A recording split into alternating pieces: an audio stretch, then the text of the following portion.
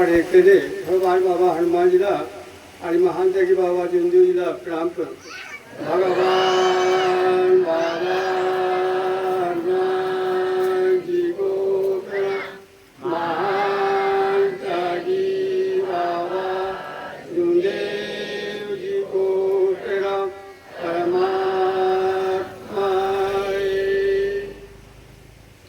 भगवान बाबा हनुमान जी को प्रणाम, महान त्यागी बाबा जिंदेव जी को प्रणाम।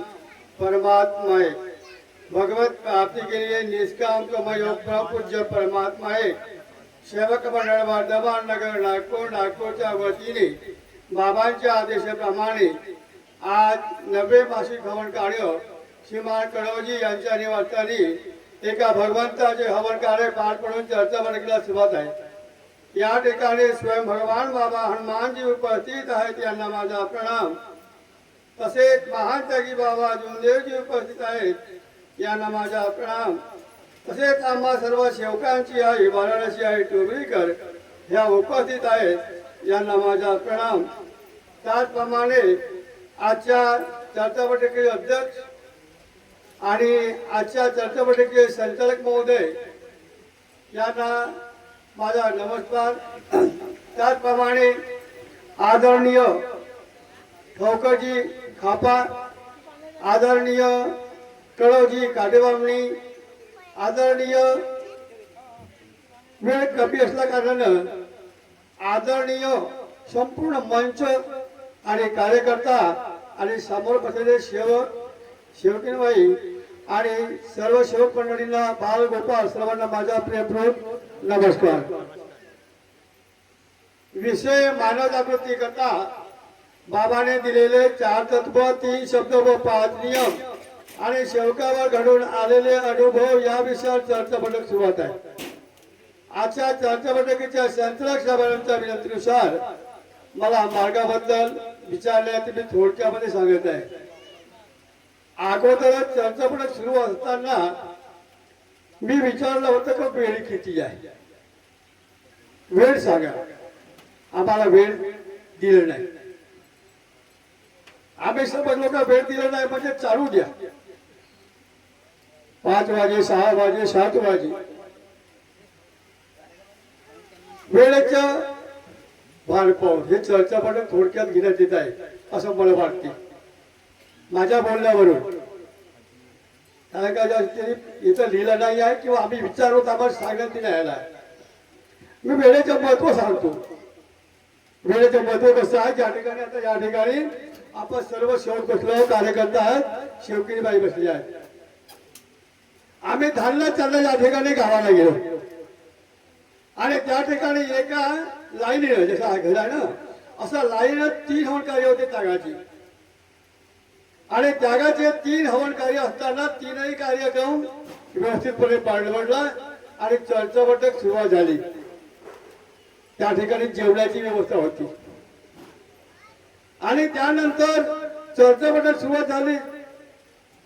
चर्चा बैठक सुरुवात झाली, माननीय घरडेजी मोदी आमचे घरडे बाबांचे बाबाजी दिवाणजी हे त्या ठिकाणी होते आणि माझ्यासोबत आम्ही 2 सेवक होतो, आम्ही 2 कार्यकर्ता होतो आणि 2 त्या गावचे सेवकही होते आमच्या गावचे। त्या ठिकाणी असा विषय निघाला, आपण रजिस्टर लिहितो 4:30 किंवा 5, 3:30 किंवा 4। त्या संचालक साहेबांनी दिवाजीला विचारलं याची वेळ लिहिली। पहा चर्चा बैठकीचे अध्यक्ष महोदय कोण, घरडेजी। त्या ठिकाणी वेळ लिहिण्यात आली, वेळ संपला पण सरते शेवटी कोण बोलत आहे, अध्यक्ष महोदय मोतीरामजी घरडे हे बाबाचे दिवाणजी होते। त्या ठिकाणी बोलता बोलता 5 वाजले 6 वाजले 6:15 वाजले पण बाबाचे कुणाची ऐकत नव्हते। सत्य परिस्थिती याच्याने पाहिला असेल तर पाहिलं का, कोणी पाहिलं हात वर होता बरं, भावना पाहिला असे बोलते तुम्ही ठोकरी कोणाची ऐकत नव्हते। ज्यावेळेस वेळ झाला, संध्याकाळ झाली, 6:15 वाजले. 6:15 वाजले. त्याच्यानंतर आम्ही बोलल्यानंतर काय झालं, का म्हणते घेरडेजी, तुम्ही या ठिकाणी चर्चा बैठक ही चालू आहे आणि हे सेवक बसलेले आहेत आणि तुम्ही म्हणता संपव म्हणता, आता तुम्ही जेवणा करता आल्या या ठिकाणी काही ऐकण्या करता आल्या. या जेव्हा रजिस्टरवर सही झाली, प्रत्येक सेवकाची सही झाली असतील, त्या ठिकाणी त्यांनी सांगितलं वेळ ही आहे. त्याने देऊन दिलं आम्हाला. वेळेच्या बाबी 1 तास झाला. एक वेळ साहेब आम्ही विचार केला, आताच विचारला साहेब आम्हाला 4 वाजले. त्यानंतर घरण्याची आहे की नाही, वेळ झाला. दुसऱ्या वेळी पुन्हा आणखी बोलल्यानंतर काय सुनवाई नाही सेवकायची. माझ्यासोबत पटोळेजी होती, प्रभू पटोळे. 6:15 वाजले, 10 मिनिट झाले बोलता. त्याच्यानंतर मी सांगितलं साहेब मला आता वेळ झाली पुष्कळ, बसा म्हणे. पहा भगवंत काय घडवते. ज्याप्रमाणे आता हा एक स्लॅबचा घर आहे, त्यामुळे झोपड्या होता गवताची आणि कमेलूच्या. कसं काय झालं माहिती आहे, ते शाणी पेटली. पेटल्यानंतर सर्व सेवक धावले. त्याला तुम्ही थांबा, कोणी हात लावायचा नाही. मी गेलो, माझ्याकडे रुमाल होती, हे रुमाल घेतो ना, त्याला मी सापडलो. मी इलेक्ट्रिकचं काम करतो, मला माहिती आहे काय झालं म्हणून. त्यामुळे त्या सेवकाने धावल्यानंतर ते आपला विचारायला लागले, आपला हात नको लावा, काय होते पहा म्हणा फक्त. मी गेलो, त्याला हात लावून ओढल्यानंतर त्या एका सेवकाने त्या बाहेर ओढण्याचा प्रयत्न केला, मला हात लावू नको. त्यानंतर काही वेळानंतर ते त्या ठिकाणी आसपासचे होते ते तार तोडलं आणि तो भिजवण्यात आला. सब शांत झाले. शांत झाल्यानंतर आता काही एक सेवक तिकडे, शेवटी बाई तिकडे, जेव्हा पेटला घर तर कोणी येते आपले सुधारते करू लागले. त्यामुळे मला त्यावेळेस असं वाटत नव्हता की हे दिवाणीचे बाबाच्या दिवाणजी आहे, याला बोललं तरी काय होणार नाही. मी बोललो, खूप रागाने बोलले आम्हाला. आम्ही सांगितलं त्याच वेळेस म्हटलं तुम्हीच आम्हाला वेळ देता, तुम्हीच आम्हाला सांगता आणि वेळेचं महत्व शिकवून देतात. हाच प्रकरण वेळेच्या अभावी झाला कारणानं हा असा प्रसंग निर्माण झाला. म्हणून वेळेचं महत्व आहे. आता साहेबांनी सांगितलं का 5:30 वाजता चर्चा बैठक संपवायची, वेळ कमी आहे. पण आता या ठिकाणी काय सेवकांनी मार्गदर्शन केलं, मी ऐकलं. परिस्थिती सत्य आहे, पण त्यातला एक अनुभव आहे सेवकाचा. आणि एक सेवका वेगळं म्हणजे माझ्या आणि एक 2 जाणत्याचा मी अनुभव सांगतो. कसा जाणत्याचा अनुभव आहे. ज्यावेळेस मी या मार्गामध्ये होतो, मार्गामध्ये आल्यानंतर काही कारणास्तव मी आपल्या सासरूवाडीला गेलो, काठीबामणीला. काठीबामणी माझी सासरूवाडी आहे. आणि त्या ठिकाणी गेल्यानंतर त्या गावामध्ये 10-5 मुली वयाच्या 16 ते 17, 18 वर्षाच्या मुली रोबत होत्या. सत्य घटना आहे. त्या घटना त्या ठिकाणी गेल्यानंतर मी जेव्हा पाहिला त्या वैदाला, तुम्ही सोदेपूरचा गोंडराजा त्याला पाहिलं. आता त्याचं आमचा एक करोड परिवार आहे. भाऊ म्हणला हे हा कोण आहे, हा म्हणजे मोठा बघितला आहे म्हणजे हा म्हणजे सर्वच काही करणार आहे. जेवढे कोणी कडे मांडली होती ना, प्रत्येकाला नवीन कपडे घालून बसवलं होतं. मी पाहिल्यानंतर त्या भाऊला सांगितलं, भाऊ पण हा काहीच नाही करू शकत, हा काय नाही करत म्हणला, विनाकडे काम नाही, विनाकडे पैसे खर्च करणार म्हणला. त्यामुळे भाऊ म्हणते बोलूच नको, ऐकत का म्हणून काहीच नाही म्हणू शकत तुम्हाला. माणूस मजबूत पाहिजे, त्या देह मजबूत असेल तर काही होणार नाहीये. त्यावेळी त्या ठिकाणी मी दुसऱ्या दिवशी गावाला आलो. माझी लहानशी दुकान इलेक्ट्रिक मोटर वेल्डिंगची. त्या ठिकाणी तो आला आणि सांगायला लागला दुसऱ्याला. माझ्या जवळ दुकानात बसलं होते ते दोघे गेलते ना ते लोक. गेल्यानंतर आल्यानंतर त्यांनी सांगायला बसलं की मी असं झालं तसं झालं, त्या ठिकाणी मुली रुमत होत्या आणि त्याला मी सर्व संच करून आलो. आता काही काही खोट्या गोष्टी मला आवडत नाही, मी सरळ बोलतो. आमच्याकडे 2 सेवकांनी सांगतील ती. तर त्याला म्हणलं तू खरं जर बघत असेल तर म्हणलं त्या ज्या मुली आहेत त्या संध्याकाळपर्यंत शांत झाला पाहिजे. आणि ज्या सेवकाला म्हणलं ज्या वैद्याला म्हणलं तुला कपडे हातात घेऊन त्याला अगरबत्ती लावून दिलास, तो पाय म्हणत तुला का करते, अगोदर का करते त्याला पडला विचार. त्याच्यापेक्षा आपण दुप्पट झालो. त्याला असं वाटलं का हाई वैद्य असेल, मला मी वैद्य आहे, मी मार्गाचे एक सेवक आहे.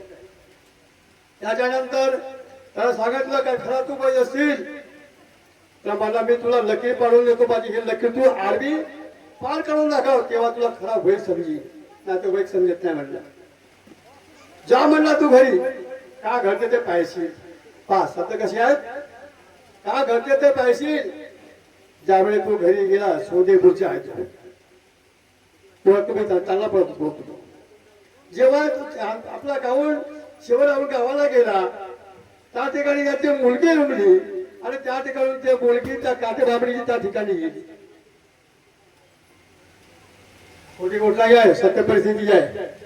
आणि त्याच्यानंतर तो वापस आला आणि मला सांगायला लागला भाऊ म्हणे तुम्ही जे बोलले ते सत्य झालं. मला काय झालं तर म्हणे अशी अशी परिस्थिती घडली. तो कालच सांगतो म्हणला का ही माझी लकीर जरा बनवून गेला काय होईल सांगता येणार नाही.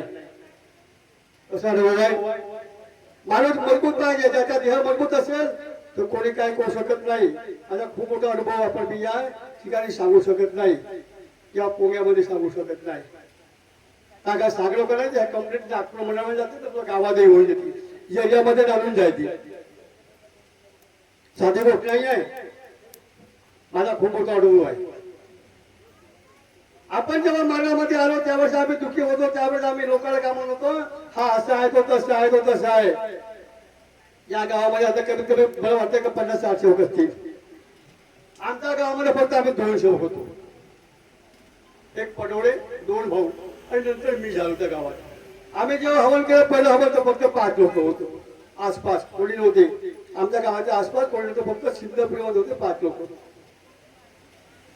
तेव्हा परिस्थिती अशी होती की आम्ही दर सोमवारला आज या गावात उद्या त्या गावात उद्या त्या गावात अशा प्रकारे आम्ही चर्चा 7 दिवस आम्ही चर्चा बैठक घेत होतो. शेवट किती घरचे 2 त्या घरचे 2 आम्ही 2-5 झालं. आज परिस्थिती अशी आहे की रोड चांगले बनले, सायकल रोड झाल्या, गाड्या झाल्या, हे झालं ते झालं, पण आम्ही गावात सुद्धा जाऊ शकत. बारगावाला जात होतो पण त्यावेळेस आम्ही बारगावाला जात होतो. आज गावचा शेवट गावात कार्य घेऊन येऊ शकत का पण संध्याकाळी गेलो होतो पण मिळाला नाही. आजही नाही मिळाला तर उद्याही नाही. तो 8 दिवस घेतच नाही. आमच्या काळामध्ये जेव्हा आम्ही हे रोड होते गिट्टी होळ होती, चिखल होता, तेव्हा आम्ही सायकलला जात होतो, कधी उठत पडत जात होतो कार्य घेण्याकरता, पण आम्ही कधी असे बोललो नाही. एका सेवकाचा प्रश्न निघाला त्या ठिकाणी मंडळाचे कार्य करू आपण, सत्य गोष्ट आहे. मंडळाचे कार्य करा, कार्यकर्ते सांगितलं तेही ऐका, पण सेवकाने सांगितलं तेही ऐका. सेवक म्हणते मला माझ्या कुटुंबात समाधान मिळत नाही, माझ्या घरी अशा प्रकारे होते, माझ्या घरात तशा प्रकारे होते, त्याला कारण काय. आमच्या कुटुंबामध्ये एकता सर्वात प्रश्न आहे, एकता. त्या मानव धर्माची शिकवण मार्गात जर आला शेवट त्याने मानवासारखं वागायला पाहिजे, मानवासारखं चालायला पाहिजे.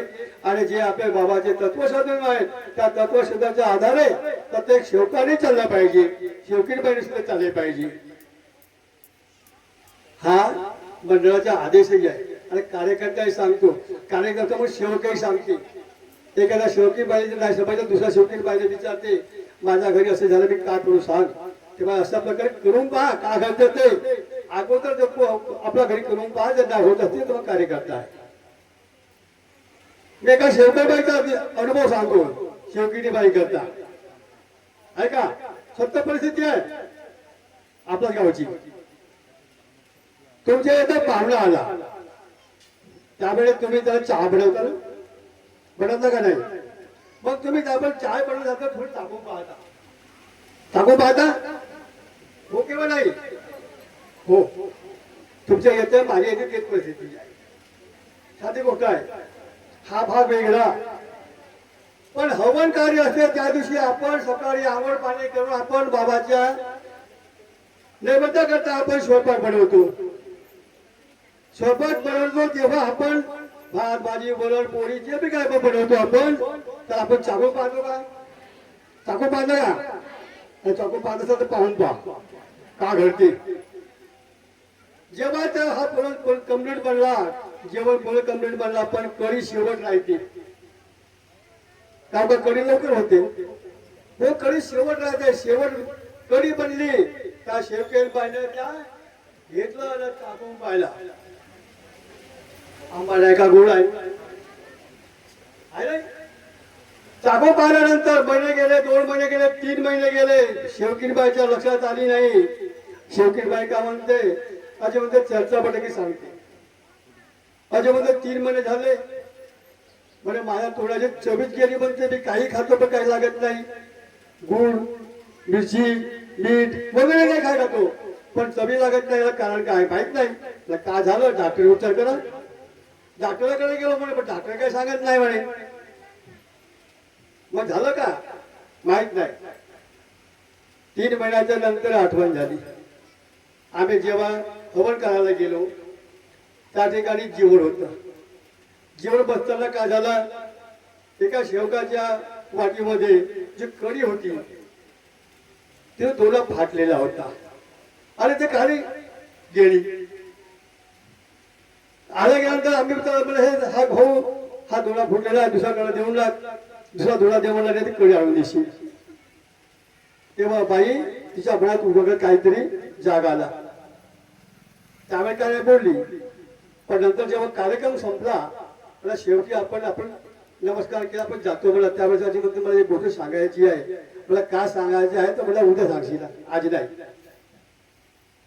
मला का सांगायचं मला आपण परिवार घेऊन येशील, एकटी नाही. आम्ही एकट्या शेवकीला कधी घरी बोलवत नाही. कोणीतरी सोबत असलं पाहिजे. असलं असेल तर आम्ही माझ्या दुकानात मी कार्य देतो, घरी मी कार्य देतो. पण असं जर असलं आम्ही घरी बोलवतो. तेव्हा त्या बाईचा लक्षात आला आणि सांगायला लागली म्हणजे काल जेव्हा तो डोला फुटलेला होता आणि जे कढी सांडली तो डोला बोलवला, तो माझ्या लक्षात आला म्हणजे की मी हवनाच्या दिवशी कढी चाकून पाहिलं होतो. हाच विषय नाही आहे दुःखाला कारण. तेव्हा सांगितल्यानंतर सांगितलं का अशा प्रकारे कधीही करू नका. हवन कार्य हा भाग वेगळा, बाकी दिवस हा भाग वेगळा.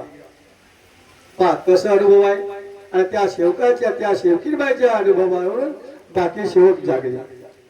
आजी परिस्थिती तेच आहे. एका शेवकाच्या अनुभवावरून आपण प्रत्येक शेवक जागतो. आणि म्हणूनच बाबांनी सांगितलंय चर्चा बट कार्यक्रम कोणत्या ठिकाणी आपण जर केला तर आपण या ठिकाणी शिकवण्या करता येत नाही, शिकण्या करता येतो. आता गुरुजी गेले आहेत, त्यांनी सांगितलं त्याच्या अगोदर भाषेत भेट झाली जायची. पण आम्ही ठोकरीच्या इथे बसलो होतो पुढे मांडळला. त्या ठिकाणी सांगितलं त्याचे ज्याचे बोललं ते सत्य आहे. त्याने मी सांगितलो माझी काही शेवकांना माहीत झालं असे बोलतो, पण ठोकजीला माहित आहे. मी बोललो त्या कारणाला मला मंडळात बोलायला होता. आहे सत्य परिस्थिती आहे ना. मला मंडळातून बोलवण्यात आला होता का तुम्ही उद्याच्या उद्या मंडळात या. खरं बोलला तर मोठं वाईट वाटते. मग आम्हीच म्हणतो सत्य बोला, मर्यादा पाळा, प्रेमाने वागा. मग सत्य बोला तर कडू वाटते, पण त्याची आठवण नंतर येते. आता जे काही भाऊ सांगितलं की माझा कार्यकर्ता तिकडे होता, तो इकडे इकडे गेला, त्याने असं केलं, फोटो बदलवला आणि आम्ही समाधान मिळाला. मी थोडक्यामध्ये सांगतो एक अनुभव आपला. सत्य परिस्थिती आहे. जेव्हा आमचे कार्यकर्ता चिवंजीपती हे जेव्हा आम्ही एका ठिकाणी बसलो होतो, त्या ठिकाणी बोरकरजी बसली होती, पासेवर बसलो होतो आम्ही. मी गेलो मला कार्य पाहिजे. आमचा कार्यकर्ता का म्हणतो त्या बाईला जर कार्य बाबा म्हणत असाल तर मी कार्य देतो, अन्यथा देत नाही.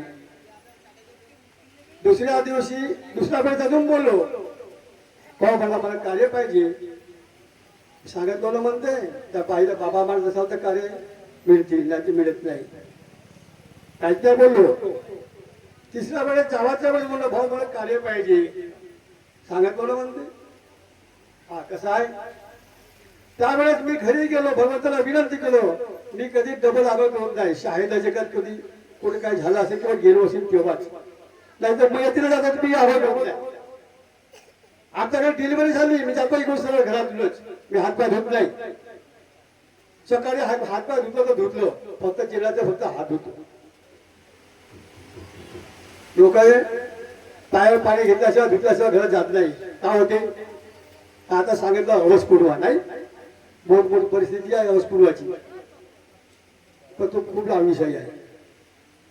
जेव्हा त्यांनी सांगितलं, मी घरी विनंती केलं भगवंताला, भगवान बाबा हनुमानजी महानदेवी बाबा जुमदेवजी मला माझे कार्य करतात, त्या बाईला बाबा म्हणत असतात तर कार्य देतो, नाही तर देत नाही असे म्हणतात. मी कार्य घेण्याकरता कधी जाणार नाही. मला तुम्ही सहकार्य करा किंवा मला आवश्यकता पडली तर मी त्या मंडळाशी किंवा इतर कार्यकर्त्याशी मी विचारपूस करीन, पण मी पुन्हा त्या कार्यकर्त्याकडे जाणार नाही. कार्यकर्ता बनलो तुम्ही त्यावेळेस, त्यानेच बनवलं आम्हाला 4 लोकांना कार्यकर्ता. आमच्या हातात सांगितलं साहेबांनी, आमच्या काळामध्ये काही लागत नव्हतं, फक्त इथं उभे केला स्टेजवर विनंती करा आणि आजपासून तुम्ही कार्य द्यायला सुरुवात करा. तेव्हा 8 वर्ष मी एकटा झालो. 8 वर्ष एकटा झालो, पण मी त्या बाईच्या मागे धावलो नाही किंवा कोणा ठिकाणी झालो नाही. आम्ही 2 माणसं, एक आम्ही मी आणि चांदपूरचा बुकेजी, आम्ही कधी इकडे तिकडे भटकलो नाही. 8 वर्षानंतर आम्हाला आमची आठवण आली त्यांना, आणि ज्यावेळी कार्यक्रम झाला शाळेमध्ये त्यावेळेस आम्हाला बोलवण्यात आला आणि आसपासचे सेवकही आले त्या ठिकाणी, आणि कार्यक्रम झाला नागपूर मंडळाच्या तर्फे. त्यावेळेस त्यांचे युवाई कळवजी ते होते, तर समजायला आपण मानत नव्हते. शेवटी या मंडळात त्याला यावाच लागला, आणि आल्यानंतर जेव्हा कार्यक्रम झाला तर त्या स्टेजवर कमीत कमी 3 ते 4 हजार लोक असतील, आणि कार्यकर्ते त्यांच्या सर्वांच्या समोर रडले की मी तर चुकलोच, पण तुम्ही लोक चुकलो आणि आजपासून मंडळाला सोडा नको ना, मीही सोडणार नाही. त्याने असे गवाही दिली ना, पुन्हा ते मंडळाचे आणखी पुन्हा डबल ते कार्यकर्ता बनले. सत्य परिस्थिती आहे.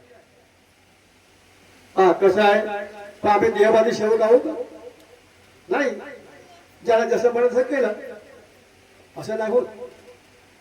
तुम्ही जर मजबूत असाल, पक्के असाल, तुम्ही कार्यकर्ता काय करू शकत नाही, हा माझा मत म्हणते. पण तुम्ही जर डगमगल्या तर सांगता येतही नाही. मागच्या वेळेस आम्हाला सांगण्यात आला होता, स्टेजवर बोलले मी, सेवकाला जर आवश्यकता पडली तर कार्यकर्त्याकडे जाऊच नका, काही आवश्यकता नाही, तुम्ही आपल्या घरीच कार्य करा. मदनीची घरी आम्हाला बोलण्यात आला होता, आणि त्यावेळेस बोललो साहेब मला कसे आता यांना समजत नाही ना, कदाचित यांना आवश्यकता पडली नाही, कार्यकर्त्याकडे नाही गेले, हे जातली कोणाकडे. हे कार्यकर्ता तुम्ही गावोगावी आसपासच्या बनवून दिलाय, कशा करता बनवल्या. आम्ही म्हणत नाही मला की आमच्याकडे आलं पाहिजे, चांगली गोष्ट आहे. आमचं काम आहे फक्त त्यांना आज असं नवीन हवन कार्य झालं, त्या नवं हवन कार्यापडते त्यांना फक्त त्यांना त्या मार्गदर्शकाचे काम आहे. नवं हवन झालं म्हणजे समाप्ती झाली, ते का करते सांगतो त्याचा विचार आहे. त्याला पटवतं ये नाही तर नको ये. पण परिस्थिती अशी आहे, हा जीवन खूप लांब आहे, आणि लांब असल्या कारणाने आपण जे करतो आपल्याला वाटते करतो, आमच्यातून चुका होतं पण आम्ही सांगत नाही. सत्यभाजी आहे. मी एखाद्या शेवकाचा हुकम सांगतो, अनुभव सांगत नाही, फक्त नाव काम सांगतो फक्त. 7 वर्ष झाले त्याग झाला, 7 वर्ष झाले, 7 वर्षापासून त्या शेवकाने कधी सांगितलं नाही. आपली चूक त्यागामध्ये सांगितली नाही. हवन झालं, सर्व काही झालं, आणि झाल्यानंतर कसे दुःख आले. पहिला नियम पाळलं नाही, आणि त्यामधून दुःखालाही त्रास झाला, आणि त्या त्रासामधून त्या बाईला एवढा त्रास झाला की महिन्यातून 15 दिवसातून 8 दिवसातून म्हणजे नेहमी ते पाळी यायची. सांगितलं नाही त्यावेळेस सांगितलं का म्हणजे ज्याचे कार्य आहेत ज्याच्याकडून कार्य असतो त्याच्याकडे जा. म्हणे नाही म्हणे मी नाही जात. काहून नाही जात? पण सांगायला श्रम वाटते. करावं श्रम नाही वाटली.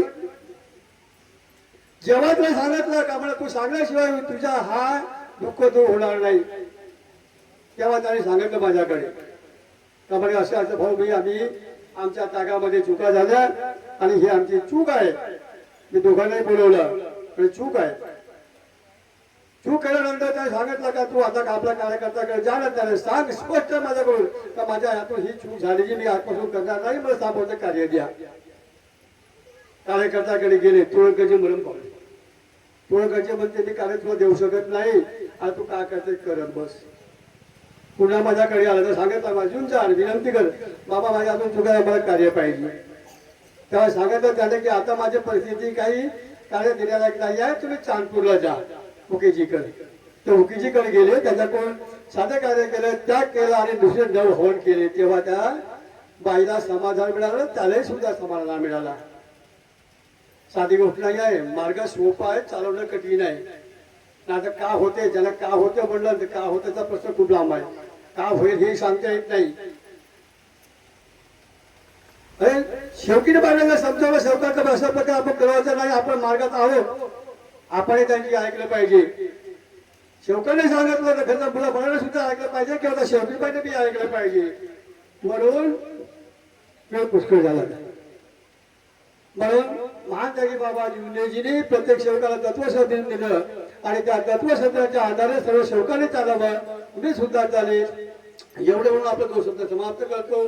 सर्वांना माझा नमस्कार नमस्कार नमस्कार.